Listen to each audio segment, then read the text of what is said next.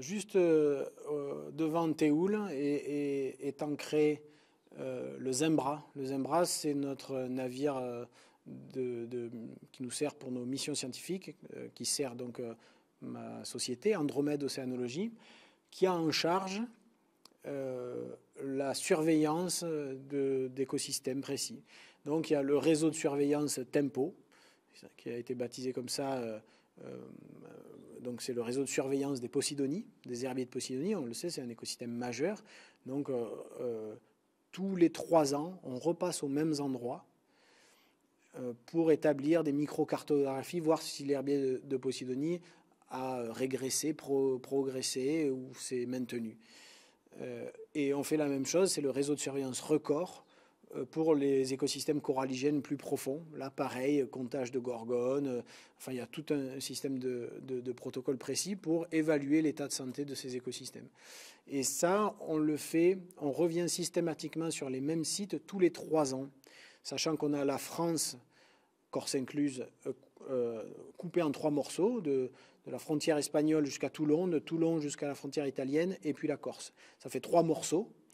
Et chaque année, on s'occupe d'un morceau. Ce qui fait qu'au bout de 3 ans, on revient sur le même. Et on refait les mêmes analyses très précises, exactement aux mêmes endroits. Donc sur chacun de ces 3 morceaux, on a une quarantaine de sites qu'on doit passer en revue précisément avec des relevés très précis de microcartographie, de comptage d'espèces, d'analyse acoustique. Enfin voilà, il y a plein de protocoles. Combien de temps dure cette... C'est des missions qui durent autour de 5 à 6 semaines chaque année. Chaque année aux mêmes périodes, entre la mi-mai et la fin juin à peu près. Et voilà, et ça permet sur le long terme d'avoir déjà, avec simplement à peu près 14 ans de recul, on commence à avoir des indications très précises. Et j'aime autant vous dire qu'elles ne sont pas très positives, en particulier sur les herbiers de Posidonie. On a montré que sur à peine les 5 dernières années, on a certaines baies, la baie d'Antibes, la baie de Cannes, on a des réductions d'herbiers de plus de 30%. Donc à ce rythme-là, quelques années de plus, et il n'y a plus d'herbiers dans ces zones. Voilà.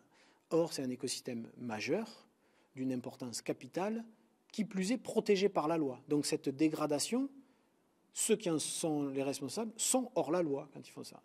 Et il se trouve qu'à force de le montrer, d'en faire des cartographies, on a encore fait des vidéos cet été où on est resté à l'affût des très grands yachts au moment où ils retirent l'ancre pour être capable de filmer exactement ce que fait le dégât des ancres. Parce que quand je parle de ces régressions de 30%, il faut savoir que c'est essentiellement l'ancre des grands bateaux, des yachts de plaisance au-delà de 20 mètres de long, qui vraiment massacrent l'herbier.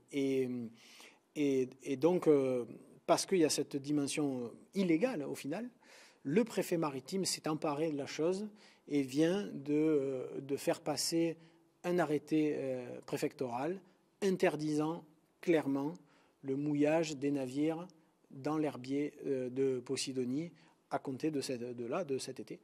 Et ça va être un grand chamboulement, hein, et avec des enjeux économiques aussi, bien sûr, mais il y a des outils, il y a des cartes qui existent, il y a même une application qu'Andromède Océanologie a développée, donc on est très fiers parce que ça fait des années et des années qu'on développe cette application, et aujourd'hui elle va prendre tout son sens, parce que désormais que c'est totalement illégal, eh bien, c'est une application qui est gratuite, hein.